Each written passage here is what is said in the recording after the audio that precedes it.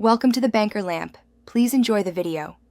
You start by cleaning the vocal. Set a high-pass filter around 60 to 120 Hz to remove rumble and stage noise. Once done, solo the track and sweep a narrow cue to find resonant, muddy peaks. Cut them by a few dB. Then make a gentle wideband boost of 1 to 3 dB near 3.6 kHz for presence. Make sure to bypass the EQ to compare. This first pass creates space and clarity before detailed shaping. Next, you shape tone.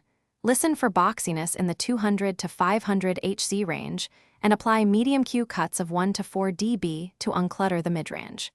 Once done, enhance clarity by boosting 3 to 6 kHz with a wider cue, then check for sibilance and apply a de-esser or reduce narrow, harsh peaks. Make subtle low-shelf choices. Add warmth or remove boom by 1 to 3 dB. Make sure to reference the mix so your vocal sits properly with instruments. To finish, you add a touch of air with a wide boost around 8 to 12 kHz of about 1 to 2 dB only if it enhances sparkle. Once done, prefer dynamic EQ or automation for intermittent issues so you avoid over-EQing every phrase. Make sure to slash be the processed vocal against the raw take and listen in the full mix. If levels collapse, check phase and bypass the EQ to isolate the problem. One key troubleshooting.